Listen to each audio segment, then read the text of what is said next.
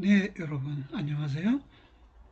의미론부터 다시 시작하도록 하겠습니다. 예, 의미라는 말도 다의적이죠. 예, 예, 비트겐슈타인의 이야기를 하면 지시의미론도 있고 용도의미론도 있어요. 낱말의 의미는 대상의 지시에 있다. 아니다. 낱말의 의미는 낱말의 용도에 있다. 이렇게 비트겐슈타인의 전기철학과 후기철학에서 의미론이 상이하게 제시되는데요. 우리는 비트겐슈타인은 분석철학, 언어철학, 분석철학을 공부한 사람인데 우리가 다루는 것은 그 독일 관념학적 현상학을 다루고 있는 것인데 여기선 또 의미가 다르게 말해집니다. 통상 말해지는 대상은 실제로는 노예마이다. 노예마가 형성되기까지 여러 단계가 있다고 어떤 단계일까요? 후설의 논리 연구에서 작용진로로서의 파악 의미에 불과하던 의미는 후설은 파악 의미를 의미로 봤는데요. 이념들 원에 이르러서는 보다 세번적인 논의와 더불어 다양성을 얻게 된다.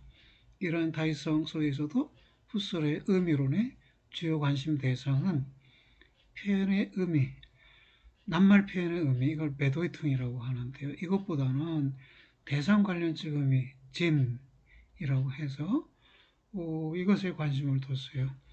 이런 의미가 어떻게 의식 주관에 의해 형성되는지를 설명해내는 것이 그의 과제였다. 후설은 초제적 실제성을 배제하는 현상학적 환원을 통해 현상학적 환원 기억나나요? 형상적 환원을 통해 얻어낸 본질을 의식 내재적 본질로 바꾸는 과정이 현상학적 환원이죠. 이것을 통해 순수 의식의 영역을 확보하고 의식의 지향작용을 분석하여 다음과 같은 의미론을 제시했다. 인식 과정이에요. 첫 번째 미지X가 있어요. 저 멀리 어떤 대상이 보여요. 근데 그것이 무엇인지 몰라요. 모르니까 미지의 것이다. 정체불명이니까 미지의 X로 표시했어요. 그냥 가리켜서 저것 정도가 되겠네요. 이 미지의 X에 대해서 규정 내용이 덧붙여질 수 있어요.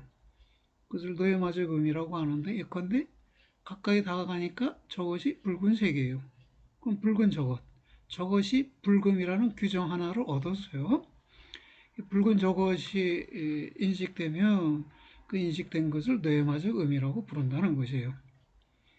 그런데 이 규정 내용에 이제 정립적 성격이라는 것이 부과될 수 있어요. 예컨대 이것은 명제 의미라고 그러는데 저것은 붉다, that is red라고 하면 이건 하나의 명제죠. 그러니까 이 정립이라는 것은 주어와 수로의 관계를 정립하는 거예요. 주어와 수로 사이의 관계를 설정하는 것이 정립이에요. 정립적 성격이 가해지면 명제 의미가 출현하는데 이 정립적 성격도 여러 가지가 있을 수 있어요. 뒤에 설명되겠지만 신념적 정립이니까 저것은 붉다 이렇게 단언적으로 말하게 되는 것이죠. 의심적 정립이 있을 경우에 저것은 붉은가 이렇게 되어 있죠. 또는 추측적, 개연적 정립일 경우에는 저것은 붉을 것이다. That may be red 이렇게 되겠죠. 또 뭐, 어, 또 뭐 확신적 정립 그러면 어떻게 돼요? That must be red 이렇게 되겠죠. That is red, that may be red, is that red, that must be red 할 때 다들 질문만 빼고 is that red는 의문형이니까 물리학적으로 말해서 명제라고 부를 수는 없는데 그때는 명제는 아니지만 어떤 정집은 그때도 가해지는데, 우리가 이 붉은 저것을 알아차린 이후에 이 붉은 정립을 어떻게 정립하느냐에 따라 다양한 명제가 얻어질 수 있다는 것이고요. 그리고 나서 직관적 충실화가 얻어질 수 있다는 것이에요. 이거는 완전한 노예매라고 부르는데, 이건데 저것이 북다는 것을 본다, 이렇게 되어 있어요. 이거 예를 들면 어떻게 될까요? 여러분과 친구가 공통으로 붉은 어떤 것을 봤어요. 그러면 여러분의 친구가 그것은 북다, 그것은 북다, 이렇게 여러분에게 말해주면 여러분이 직접 다시 한번 확인할 수 있겠죠. 찾아가서. 그러면 여러분이 그것이 북다는 것을 보는 것이죠. 또는 그 건물의 간판은 북다라고 친구가 말해주면 여러분이 직접 그 건물에 가서 그 간판을 확인하면 그 간판이 북다는 것을 보는 것이죠. 그렇게 봄에 의해서 얻어진 것을 완전한 노예마라고 해요. 그러면 지금 의미가 세 단계로 말해졌네요. 노예마적의미, 명제의미, 완전한 노예마. 조금 더 구체적인 설명을 살펴보면요. 어떻게 됐어요? 미지 이것이 붉은 듯한 이것이 되고, 다시 이것은 붉은 듯하다. 이것은 노예마적 의미고, 이것은 명제 의미네요. 다시 직관되는 말로서 이것은 북다, 이것은 북다라는 것이 직관된다 라는 단계로 이행할 수 있네요. 의미 부여되기 이전의 대상은 단순히 지각된 것 자체에 불과하여 아무런 규정도 받지 않은 미지의 어떤 것이므로, 의미 부여되기 이전이다. 그러면 어떤 규정이 의미로 부여되기 이전의 대상, 그건 미지의 어떤 것, 미지 X이다. 이것을 순수한 X 또는 노예마적 핵이라고 부르고요. 이러한 순수 X의 의미가 부여되어 또는 규정이 부과되어 규정이 이루어지면, 북다라는 규정이 이루어지면 비로소 X는 의미 있는 대상으로 성립하는데, 이를 후설은 노예마적 의미라고 한다. 순수한 X 더하기 규정이 노예마적 의미다, 이 말이네요. 이러한 노예마적 의미는 기체로서의 순수 X와 속성으로서의 불금이란 규정으로 이루어져 있으므로 이미 자기 안에 잠재적인 명제 형식, 즉 이거 equal 북다, this equal red가 내포되어 있는 것이다. 여러분 기억나요? 우리 하이데거 다룰 때 해석학적 알수, 해석학적 as와 해석학적 으로서와 명제적 으로서를 구분했죠. 그러니까 불금으로서의 이것, 이때 으로서의라는 말이 들어가잖아요. 이때 불금으로서의 이것은 어떤 존재자에 대한 해석학적 이해인 것이죠. 그것을 우리가 명제 형식으로 바꿔서 풀어낼 수 있을 때, 그렇게 풀어내졌을 때의 비동사는 명제적 as라고 했죠. 해석학적 as가 명제적 as로, 또는 해석학적 으로서가 명제적 으로서로 바뀌게 된다는 것을 다뤘었는데, 지금 비슷한 설명이 주어지고 있습니다. 이것도 노예마적 의미의 잠재적 구조를 우리가 특정한 소요 양식에 있어서 정립할 때, 소요 양식으로는 이건 주어지는 방식이라는 말이에요. 소요라는 말은 주어짐, 영어로 하면 the givenness라는 말이고, 라틴어로 하면 데이터예요. 데이터. 데이터, 데이툼이라는 말이 달에 주다라는 동사의 그 수동 명사인 것이죠. 주어진 것이 데이툼이고 복수형이 데이터인데, 영어로 표현하면 givenness가 돼요. give가 주다고 주어진 것이 givenness니까. 근데 주어진 것 이렇게 써도 좋은데, 언어 경제 원칙에 의해서 많은 용어들은 다 축약되고 있죠. 여러분이 많은 축약어를 사용할 텐데 내가 이해하지 못하는 축약어를 여러분이 쓰고 있죠. 철학자들도 그러네요. 여러분이 이해하지 못하는 많은 축약 언어를 사용하고 있네요. 특정한 주어지는 방식에 있어서 정립할 때 신념적, 개연적, 문제적, 회의적 판단 양식들이 이루어지는데, 이것은 붓다, 이건 신념적 판단 방식이고, 이것은 붉을 것이다, 개연적 판단 방식, 이것은 붉은가, 문제적 또는 의문적 판단 방식이고, 이것은 붓지 않다, 이거는 회의적 판단 방식이 되겠네요.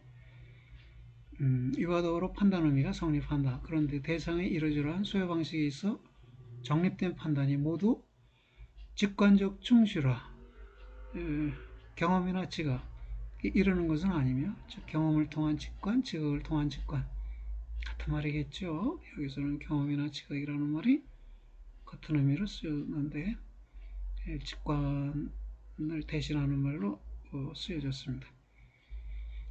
이 직관적 충실화를 이룬 판단 의미만이 완전한 노예마로 성립한다. 그러면 논리학에서 다루는 판단 의미들은 완전한 노예마가 아니네요. 당연한 얘기겠지만 논리학의 명리들은 우리에게 사실적 인식을 가능하게 하는 건 아니죠. 사실에 대한 인식은 아니고 논리적 인식만을 가능하게 해주는 것입니다. 인식적 본질이라는 말이 완전한 노예마라는 말로 바뀌었다고 그랬고요. 간택에 있어서 판단이 그 양상에 있어서 실현, 개연, 필연 판단으로 나눠지고, 그 성질에 있어서 긍정, 부정, 무한 판단으로 나눠지는데,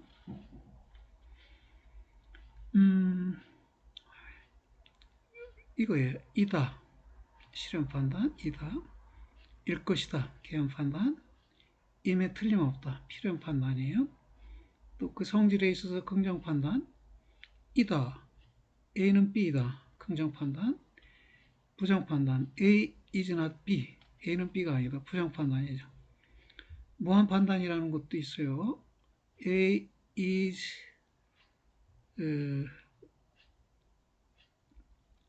non-B, 이런 거. A is non-B. 어때요? A is non-B와 A is B가 같은 건가요? 아니면 다른 건가요? 칸트는 다르다고 봤어요. 그래서 부정 판단과 무한 판단을 구분하고, A is non-B 형식의 판단을 무한 판단이라고 불렀습니다. 좀 다르죠? A is B라는 건 A is not B는 A는 B에 속하지 않는다라는 말이지만, A is non-B는 A는 non-B에 속한다, 이런 말이에요. 하나는 부정에 불과하지만 이 무한 판단에서는 부정된 영역에 속한다라는 긍정을 말하고 있어요. 그러니까 부정된 영역에 긍정적으로 속한다. 그러면 긍정과 부정이 함께 있네요. 그 이정 부정은 아니라는 것이죠. 칸트가 보기에는. 그래서 단순한 부정이 아니라는 거죠. 그래서 별도로 무한 판단이라는 부여했고요. 그런데 후설에서는 대상의 존재 성격이 정립적 성격과 직관적 충실화의 양면에서만 고찰된다. 따라서 후설에 있어서는 칸트에게서 판단 형식의 초월적 근거가 되는 범주와 같은 산업적 요소가 전제되지 않는다. 무전제의 학문으로서의 현상학, 이거를 모토로 내세웠기 때문에 칸트가 말하는 바 산업적 범주를 인정하지 않았습니다. 인정하지 않고도 연구가 가능하다는 거예요. 인정하지 않고도 연구 가능하면 인정할 필요 없죠. 누구의 말에 따라 오콤 중세 유명론자 오콤의 면론할 이론에 의해 전제하지 않아도 논의가 가능한데 불필요한 개념들을 전제해서 논의를 복잡하게 하면 그럴 필요 없다. 그런 개념들은 면논할로 잘라내자. 그게 사유경제 원칙에도 맞는다는 것이네요. 예, 옥함은 그렇게 생각했습니다.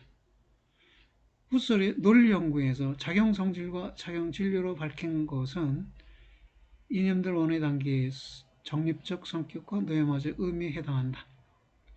또한 논리연구에서 후설은 작용성질과 작용성질의 합을 지향적 본질이라 하고 이것의 직관적 충질이 가해진 것을 인식적 본질이라고 하였는데 이것들은 이념들 원 단계에서의 명제 의미와 완전한 노예마에 해당하는 것이다.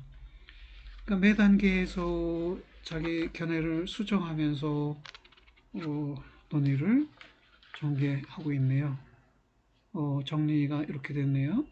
인식적 본질이란 지향적 본질 더하기 직관적 충실화이고 완전한 노예마란 명제의미 더하기 직관적 충실화인데 지향적 본질은 작용성질 더하기 작용진료이고 명제의미는 정립적 성격 더하기 노예마적 의미이다.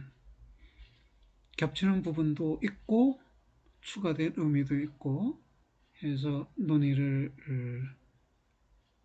풍부하게 전개시켜 나갔네요. 노에시스학과 진료학, 노에시스라는 말이 등장했네요.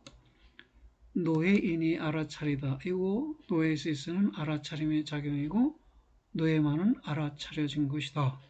이렇게 설명드렸지요. 노에시스학은 의식의 능동적 구성에 대한 탐구이며 진료학은 진료의 수동적 소유, 주어짐에 대한 탐구라고요. 그렇군요. 구성하려면 구성 재료가 있어야 할 거 아니에요? 구성되어질 재료를 진료라고 부른 것이네요. 이 진료는 수동적으로 의식에 주어진다 이것이에요.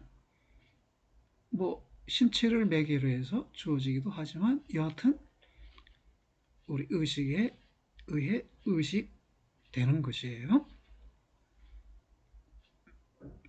노예만은 형식적으로 보면 진료 더하기 노에시스, 즉 의식작용이지만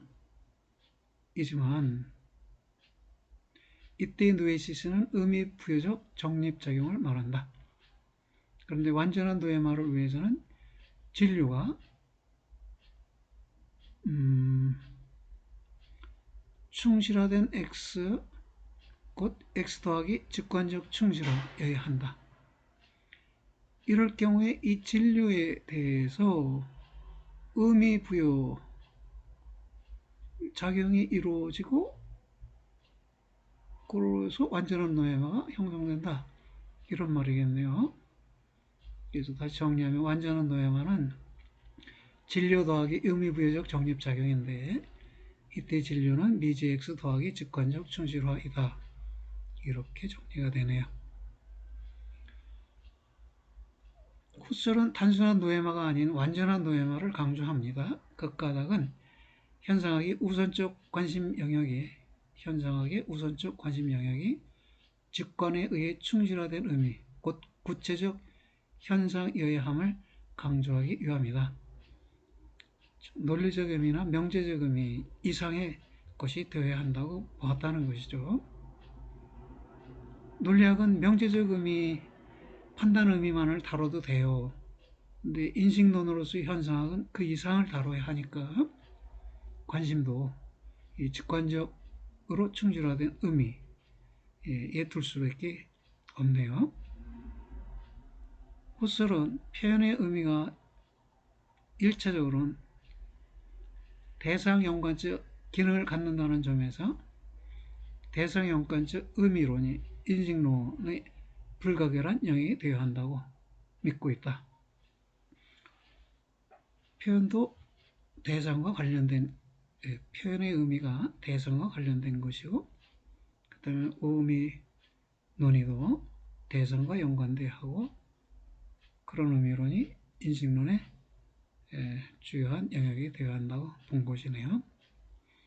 완전한 노예마, 곧 인식적 본질에 대한 충실한 해명은 노에시스학과 진료학에 관한 깊은 탐구를 요한다. 노에틱, 힐레틱. 이것도 후설이 만들어 사용하는 용어입니다.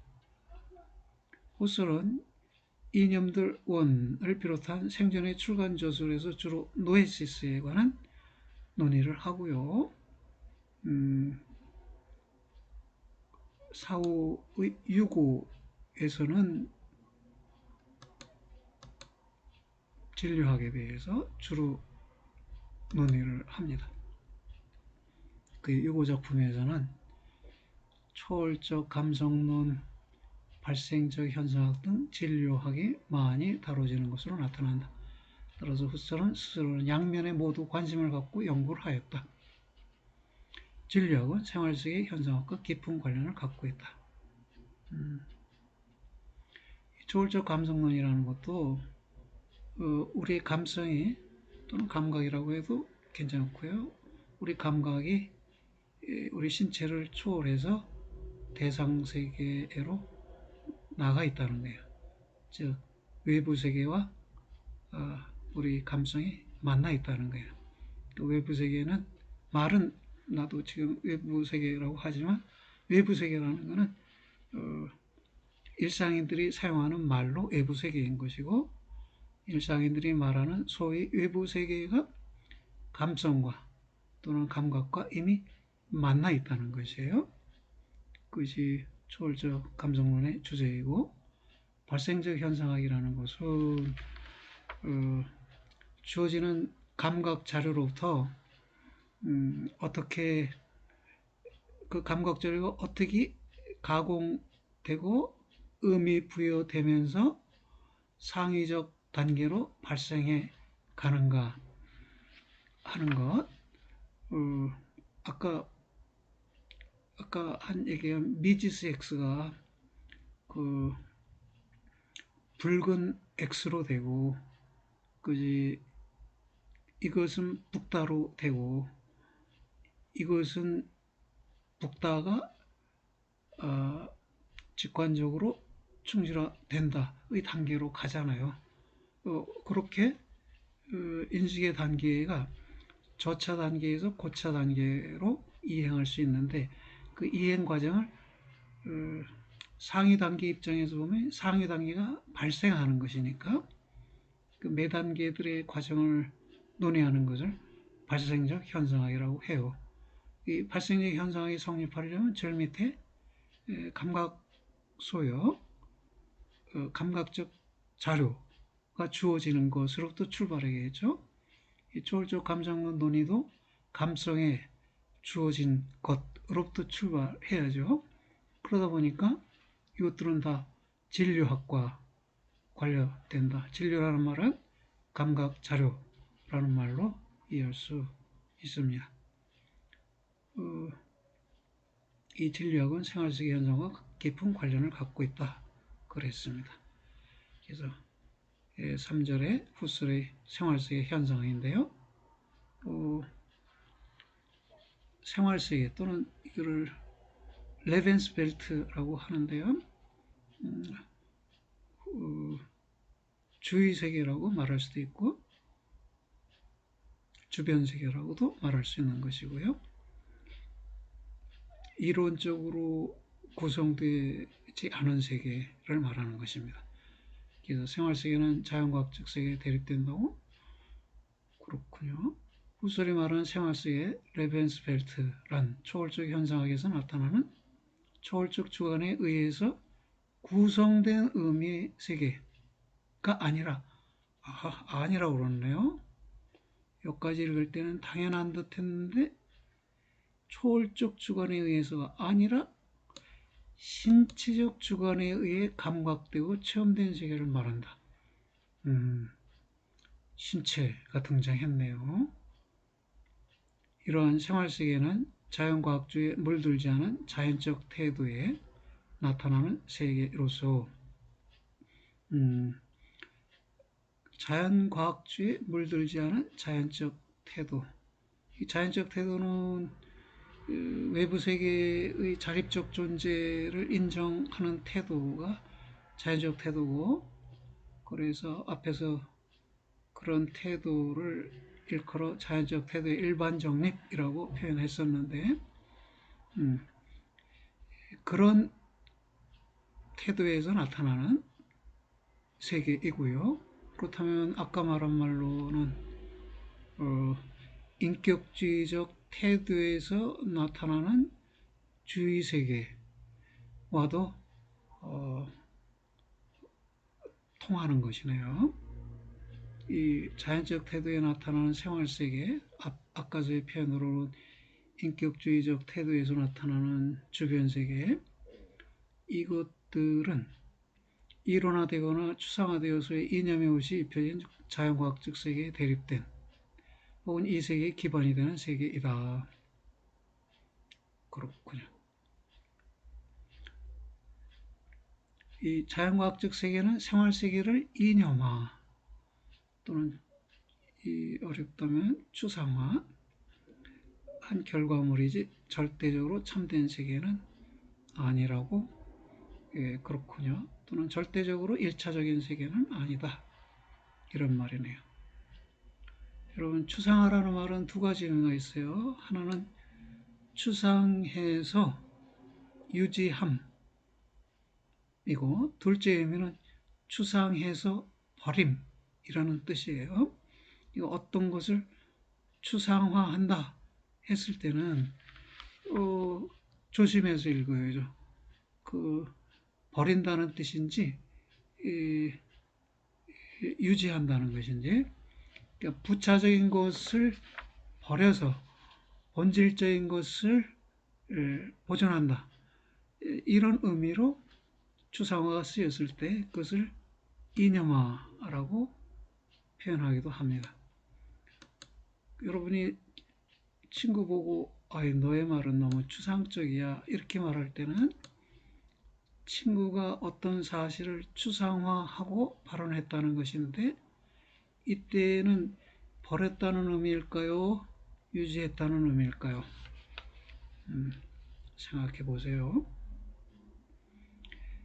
이런 감각체험의 세계, 자연적 태도의 세계에는 이 직접 경험의 세계이고요. 또 현실적, 역사적 세계라는 이런 적극적 의미를 갖고 있습니다. 이 세계는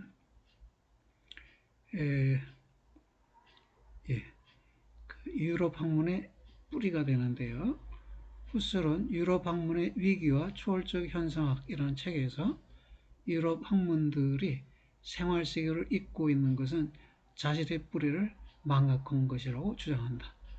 생활세계가 유럽 학문의 뿌리라는 것이죠. 유럽 학문은 생활세계를 뿌리로 하여 생겨난 결과물이다. 이런 말인데요. 그래서 또 다른 말로 학문의 기반이다. 무엇이? 생활세계가. 생활세계를 잊지 말자는 것이고 또 회복하자는 것인데요. 그 다음 소주제가 진료와 선수로적 경험이네요. 진료, 다른 말로 선수로적 경험 이렇게 말했어요. 선수로적이라는 말은 수로 이전의 또는 수로화되기 이전의 경험, 규정되기 이전의 경험, 미지의 X 같은 것일 수 있는데, 단순히 미지의 X를 넘어서는 내용이 선술의적 경험에는 포함되어 있네요. 나타나겠죠. 그것이 뭔지. 진료의 소요 방식은, 주어지는 방식은 신체적 운동에 의존한다고 그렇다네요. 이 생활세계는 학문 이전에 또는 수로화 이전에, 즉 경험이 수로화되기 이전의 영역으로서 미안합니다. 의식 주관에 의해 의미 부여적으로 규정되지 않은 것이므로 진리의 세계이다. 이러한 진료는 초월적 현상의 단계에서는 노에시스의 작용 소재, 작용 재료로서만 다루어지나 생활세계 현상에서는 이 진료가 어떻게 주어지는지가 다루어진다. 어떻게 제공되는가? 신체를 통해 주어진다는 거예요. 신체적 운동을 통해. 훗설은 진료의 소요 방식을 이리 하면 이렇게 주어진다. 독일어로 벤조, 영어로 if then이네요. If I see that thing in this way, then the thing is given to me in this way. 뭐 그런 거겠죠. 내가 이렇게 보면 이렇게 주고 저렇게 보면 저렇게 주어서 if then 관계 속에서 if then이라는 이 쉐마, 도식 속에서 진료가 주어진다는 것입니다. 그래서 이것을 동기부여나 운동감각이라는 말로 설명해요. 내가 동기를 부여함에 따라 진료가 주어진다는 거예요. 나의 운동감각에 따라 진료가 주어지는 방식이 달라진다는 것이에요. 키네스테지 또는 키네스테시스라는 개념으로 설명합니다.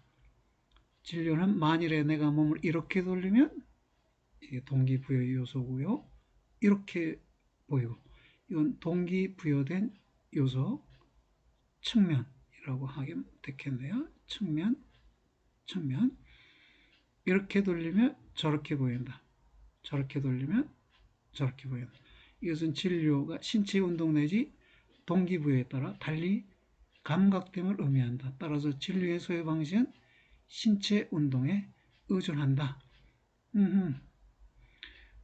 여기서 작용 소재로 다뤄질 때는 이미 주어져 있는 진료에 대해서, 이미 소요되어 있는 진료에 대해서 노에시스가 어떻게 의미 부여작용을 하는가만을 다뤘다면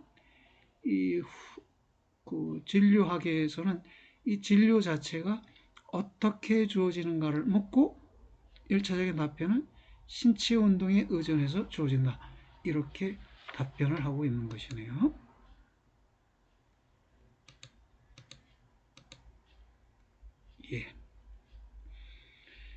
진료는 수동적으로 종합되어 나타난다고? 무슨 말일까요?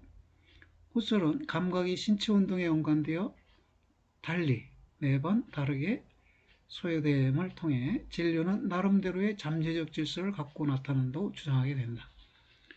진료는 수용된 것이지만 감각재료 상호 간의 동질적 요소 간에 또는 이질적 요소 간에 성립하는 친화성 여부, 동질성 여부에 의해 또는 연합의 법칙에 따라 잠재적 질서 내지 수동적 종합을 이루고 있다는 것이다. 진료가 무규칙적으로 주어지는 게 아니라 연합의 법칙에 의해서 잠재적 질서를 갖춘 채로 또는 수동적으로 종합된 채로 주어진다는 것이네요. 예를 들면 우리의 주의가 기울일 수 있지 않은 어떤 피아노 선율이나 개 짖는 소리조차도 수동적 종합을 이루고 있다는 것이다.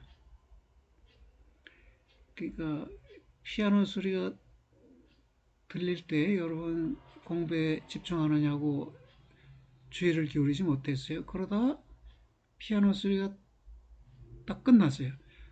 그때 알아차리고 이렇게 주의를 돌려보면 대략적인 피아노 소리가 무엇이었는지 기억할 수 있는데, 그는 이 피아노 소리가 잠재적 질서 속에서 또는 수동적 종합 속에서 주어져 있기 때문에 그렇다는 것이네요. 개 짖는 소리조차도 수동적 종합을 이루고 있다는 것입니다. 후설의 이러한 진료와는 이미 완전한 대성성을 갖고 있는 로크나 흉 등의 감각인상과도 다르고, 로크나 흉 경험론자이죠. 이들에 의하면 감각인상, 어떻게 돼요? sense impressions요? 우리의 감각인상들이 주어지면 그것들은 이미 완전한 대상성을, 외부 세계에 있는 대상과 거의 유사한 형태를 가진 채로 주어진다고 보는 것이고요. 그렇게 봤다는 것이죠. 경험론자들은. 또 칸트의 감각 자료들과도 구별된다. 칸트의 감각 자료들은 혼돈스러운 거예요. 이거는 잡다한 것이에요. 후설 자신의 칸트 자신의 표현인데, 감각적 잡다한 것들 이렇게 표현해요. 그러니까 그 감각 자료들의 어떤 잠재적 질서가 없이 주어진다고 본 것이죠. 후설은 자신이 말하는 진리의 수동적 종합을 내적 시간의식의 분식에서 파지, 예지, 지금의 의식, 이 세 가지가 모여 있는 현재장, 프레젠트 필드 속에서 감각 자료가 통일체로 선 구성되는 것으로, 미리 구성되는 것으로 설명한다. 다시 한번 읽어볼게요. 수동적 종합이란 파지, 즉 기억과 예지, 즉 예상을 꼬리로 하고 지금의 의식, 곧 지각을 핵으로 하는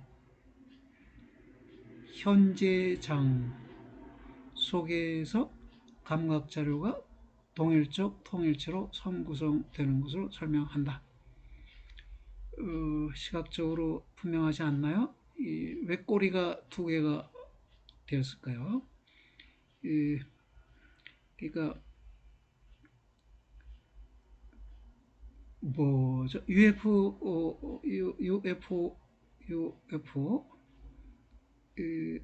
Unidentified Flying Object라고 하는 것, 그거의 생김새를 보면 이렇게 끝에는 이렇고 중간은 둥글고 또 끝은 이렇게 되어 있죠.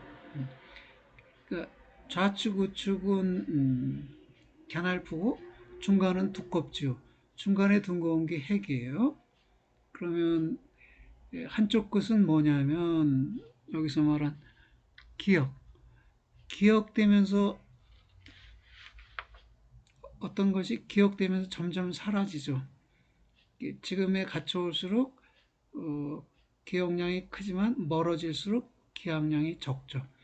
또 예상도 가까울수록 예상되는 것이 많지만 먼 시간일수록 예상되는 게 적죠. 그래서 그 미확인 비행물체, 즉 비행 접시에 생긴 것 같이 좌측도 가늘고 우측도 가늘고 중간 부분만 둥근 이런 형태로 수동적 종합이 이루어진다는 것입니다. 그래서 이 예지와 파지, 리텐션과 예지, 프로텐션과 지금의 의식, 페르셉지온, 이 세 가지가 모여져서 현재의 장, 필드라는 말이에요. 현재라는 장, 지각 지각의 장 이렇게 말했어요.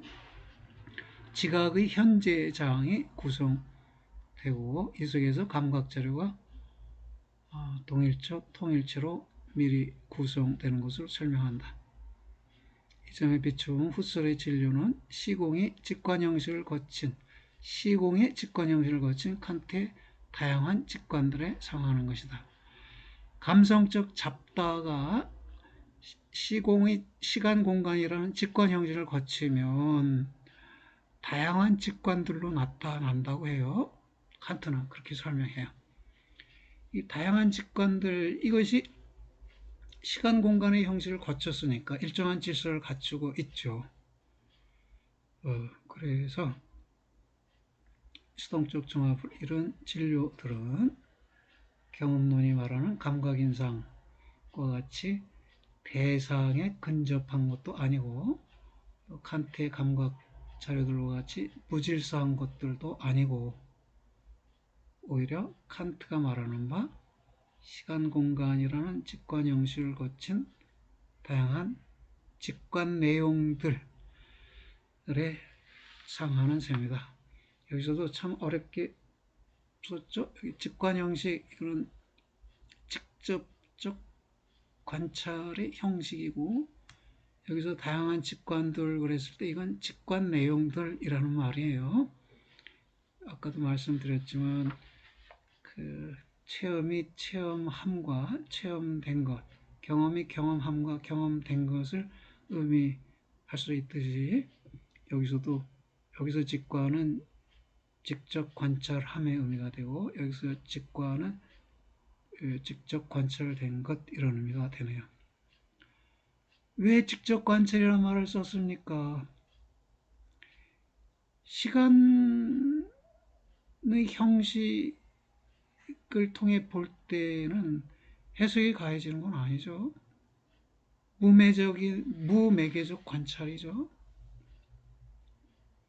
공간의 형식을 통해 보는 것도 해석이 가해지지 않는 무매개적 관찰이죠. 그래서 직관이라고 했어요. 여기 볼까요? 여러분 이 마우스 볼래요? 이 마우스가 여기서 이렇게 움직여합니다. 몇 센치 옮겨갔어요? 여기서 이렇게 올라가면 5cm 정도 옮겨갔죠. 옮겨갔다는 것을 알아차리려면 시간을 알고 있어야죠. 이 이동거리라는 게 뭐냐면 시점 t1에서 시점 t 사이의 거리예요. 그러면 우리가 이 5cm 이동을 알아차렸다 그러면 시간이라는 틀 속에서 마우스의 움직임을 봤다는 거예요. 그게 시간의 형식을 통해서 마우스 움직임을 직관했다는 것이에요. 근데 또 하나 공간 형식, 공간이라는 것, 5cm라는 것은 이 T1의 시점의 장소 P1과 T2의 시점의 장소 P2수를 우리가 구분하고 있어야 둘 사이의 거리를 알죠. P1의 자리와 P2의 자리를 우리가 구분할 수 있다는 것은 공간이라는 형식을 통해서 마우스의 움직임을 보고 있다는 것이에요.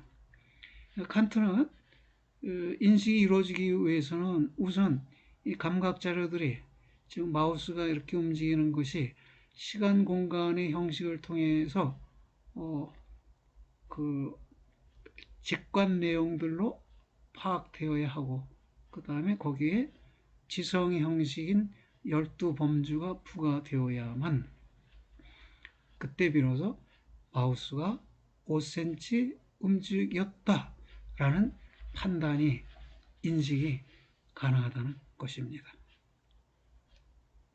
정리해서 현재장은 근원인상, 파지, 예지로 이루어진 체험유다 그랬습니다. 예, 현재장은요 매우 중요한 개념인데 여러분 생각해 보세요. 참선하는 스님들이 또는 묵상을 하는 수녀님들이 어떤 의식 상태에 있을까요? 여기 이거 매우 위험한 표현들인데 스님이 과거 일을 기억하면서 명상을 할까요?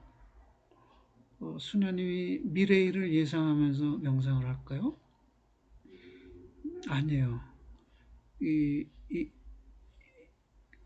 여러분의 이해를 돕기 위해서 예지는 예상과 비슷한 것이고 기억은 파지와 비슷한 것이다라고 적어놓긴 한 것인데 달라요. 파지는 1차적인 것이고 기억은 2차적인 것이고 예지도 1차적인 것이고 예상은 2차적인 것이에요. 파지가 있기 때문에 기억이 가능하고 예지가 있기 때문에 예상이 가능한 것이에요. 그러면 이렇게 말할게요. 기억 속에서는 분별적 생각, 이렇다 저렇다고 분별하는 생각이 진행돼요. 예상 속에도 이렇다 저렇다 분별적 생각이 진행돼요. 그런데 파지에서는 분별적 생각이 진행되지 않아요. 예지에서도 분별적 생각이 진행되지 않아요. 왜? 파지와 예지가 모두 수동적인 것이에요. 그냥 피아노 소리 선율을 들을 때 내가 능동적으로 해석하지 않고 또 능동적으로 그 내용을 분별하지 않고 그냥 수동적으로 듣는 거예요.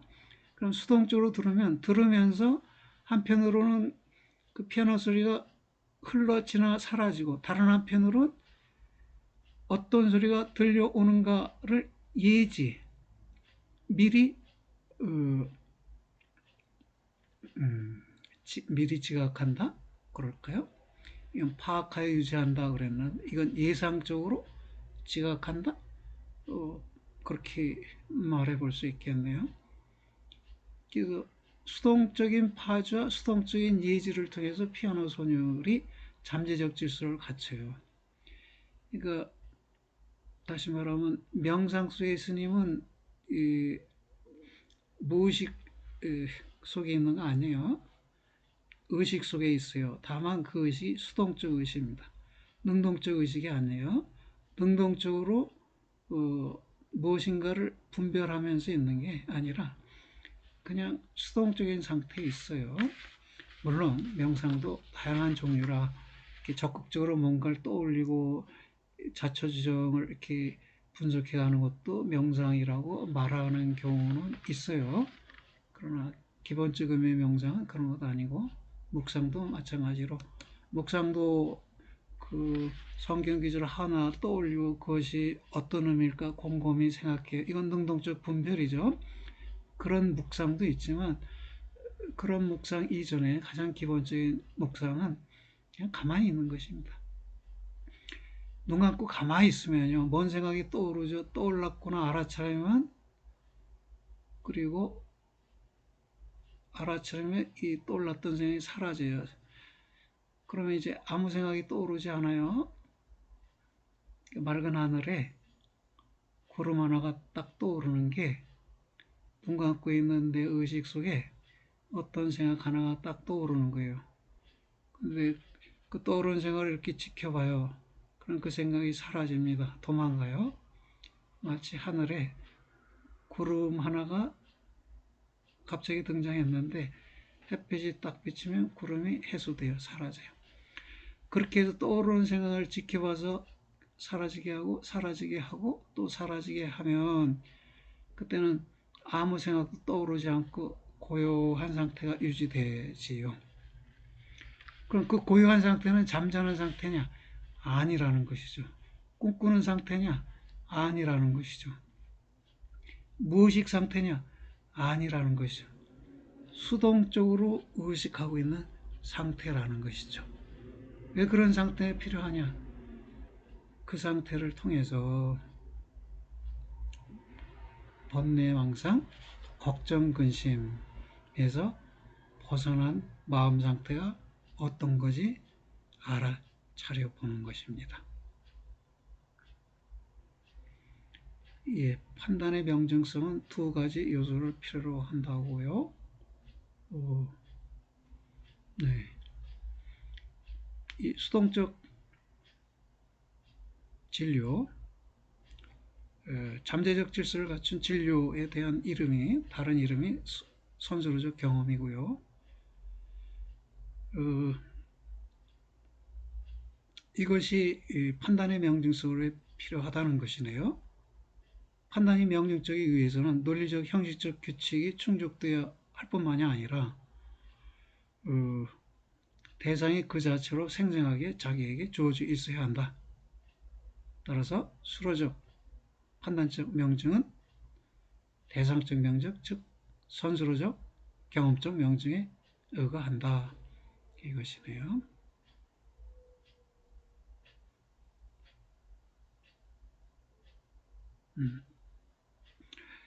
반면에 지각은 수동적 종합 내용을 능동적으로 수용하는 것으로, 지각은 어디서부터 읽어야 확실할까요? 선수로적 경험은 외적 지각을 전형으로 전형적인 것으로 하고 있지만, 이러한 지각은 그에 앞선 수동적 근원 기반인 감각 위에서 비로소 성립하는 작용이다. 후설은 이러한 감각을 수동적 종합 내지 수동적 선구성의 능력이라고 본다. 반면에 지각은 수동적 종합 내용을 능동적으로 수용하는 것으로서 자아의 능동성의 체하 단계 또는 수용성의 단계라고 본다. 수동적 종합 내용을 수용하는 것이 지각이다. 이렇게 봤네요.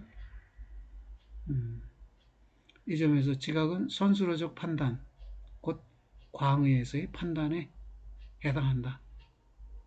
수동적 종합 내용을 능동적으로 수용하니까 물론 가장 저차적인 최하 단계에서의 능동성이지만, 여하튼 능동적 수용성이라는 점에서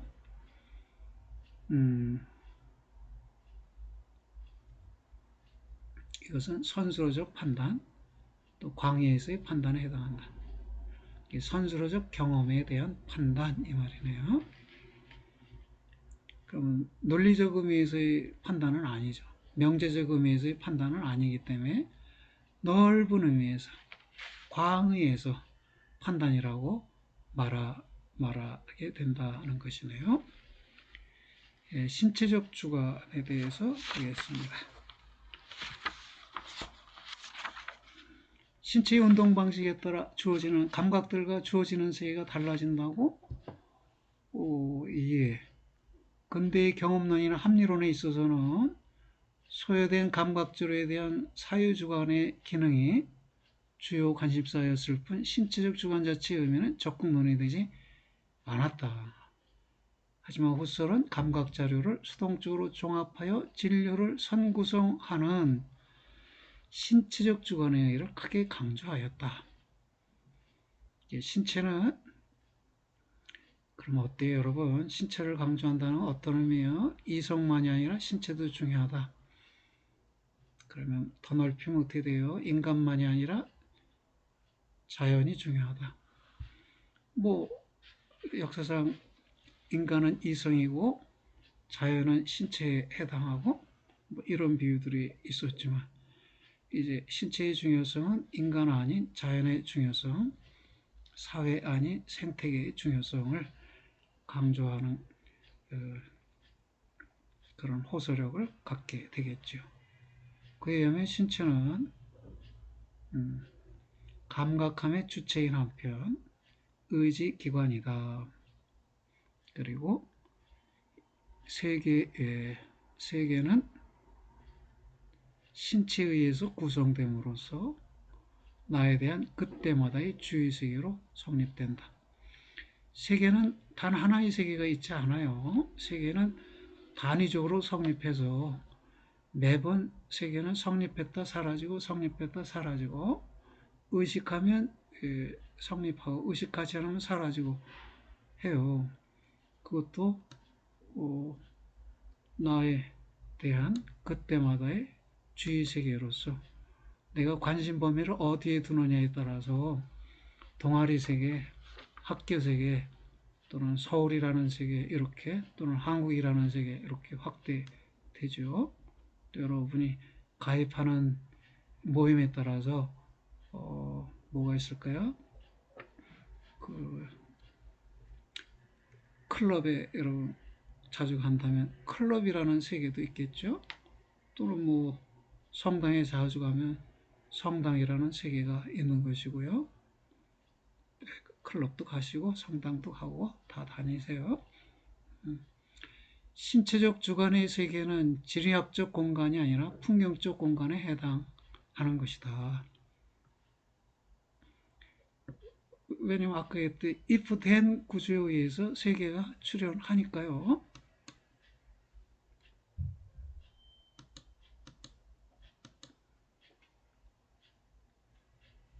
나의 신체는 방위의 중심으로 이 신체적 주관은 자신의 능동적 행위, 그 선택된 대상을 향해 가는 자기 운동의 결과로서의 감각을 수용함으로 스스로 감각의 촉발 가능성의 근거이다. 신체는 자기와 대상을 동시에 체험하면서 이미 대상들의 세계 속에 있다고? 네. 동시에 체험한다. 무슨 말일까요? 예를 들어 책상을 만질 경우 책상이 매끄럽다는 것을 알며 동시에 손끝이 또한 매끄럽다고 느낌으로 세계와 신체는 동근원적으로 통일되어 있게 된다. 동근원적이라는 것은 동일한 근원을 가진 채로 근원을 동일하게 하면서 통일되어 있다. 그, 그, 그러니까 세계와 신체의 만남 자체가 이 동일한 근원이라고 말할 수 있겠네요. 동일한 근원으로부터 세계와 신체가 나온 것이죠. 또는 만남이라는 동일한 근원으로부터 세계와 신체가 성립하기 때문에 그래서 나는 세계를 지각할 때, 즉 책상을 매끄럽다고 지각할 때 동시에 신체를, 즉 나의 손끝이 매끄럽다고 함께 지각한다는 것이네요. 후설은 이 점을 지적하여 신체적 주관은 언제나 자기 밖으로 초월하여 세계로 나아가 세계와 더불어 있는 것을 그 본질로 한다고 주장한다. 그렇군요. 이 후설이 밝힌 신체적 주관과 세계화의 만남을 하이데거에 의해 만남은 하이데거에 의해 세계 내 존재, 현 존재, 개시성 등의 개념을 통해 보다 구체적으로 해명한다. 신체적 주관이 자기를 넘어 세계 안에 있다는 점은 의식의 섬 이론, 즉 의식은 섬과 같아서 외부 세계로부터는 고립되어 있다는 것이에요. 그러니까 바다가 외부 세계라면 의식은 섬에 불과해서 외부 세계의 의식은 둘러싸여 있고 외부 세계로부터 고립되어 있는 섬에 해당한다. 또 비슷한 견해로 유아론이라는 것이 있는데요. 나는 세계와 만나지 못하고 오직 자아로서만 존재하고 있다라는 이론이에요. 자아가 자아로서 있고 자아의 영역을 벗어나서 세계로 나아가서 세계나 세계 사물을 만나게 된다. 이런 견해들이 종종 이제 철학사 상에서 등장하는데 현상학적 관점에서는 이런 견해는 다 틀린 얘기. 우리는 이미 후설에 의하면 신체를 통해 세계를 만나고 있고 하이데거에 의하면 우린 기분, 그쵸? 기분을 통해 이해를 통해 세계와 만나 있고요. 그때마다 이미 세계에 대해서 이해한 내용을 표현하고 있기도 하고 그렇다는 것이네요. 후설의 후기 철학은 이 신체의 중요성을 말하는 신체를 복권시킨 철학이 됐고 이런 신체의 복권은 프랑스 철학자들에게는 꽤나 그 흥미로운 주제가 되어서 그 훗설 위에 많이 논의가 되고 있습니다. 오늘 수업은 여기까지인데요. 우리 수업 진행과 관련해서 몇 마디를 말씀드릴까요? 그 과제물 부과됐는데 종이가 어떤 것이냐라고 자꾸 궁금해하는데 그 크기는 A4 용지 크기면 되고요. 줄고 있는 건 상식에 맞게 줄고 있으면 되고요. 그 너무 얇게 줄이 그어져 있다면 그 두 줄을 이용해서 여러분이 한 줄의 글쓰기를 하면 되고, 또는 줄이 뭐 2cm가 한 줄이다 그러면 그 2cm 한 줄에 여러분이 두 줄의 글쓰기를 하면 되고, 그래서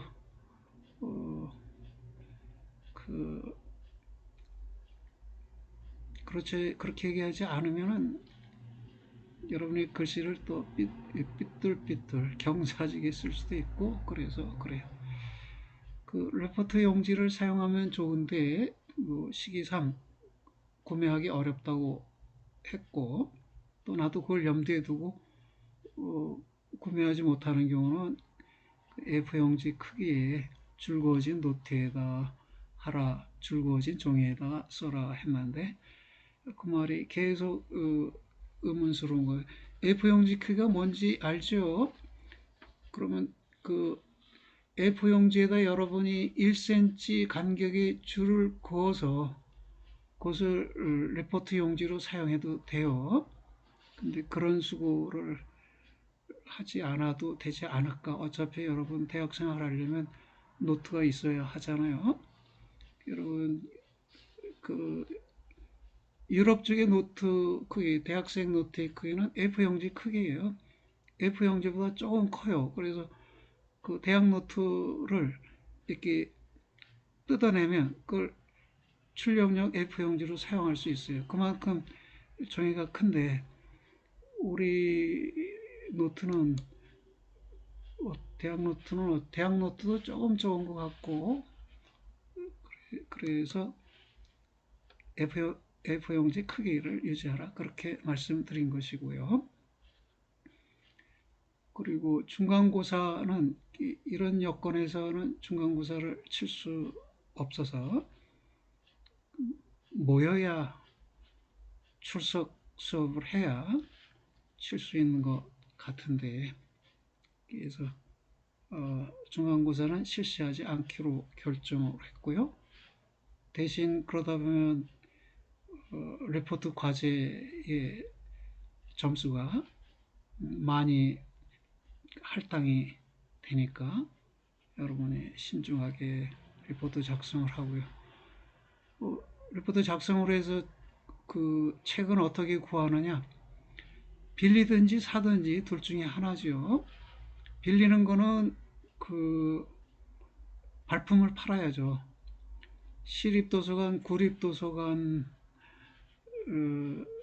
웬만한 데는 있어요.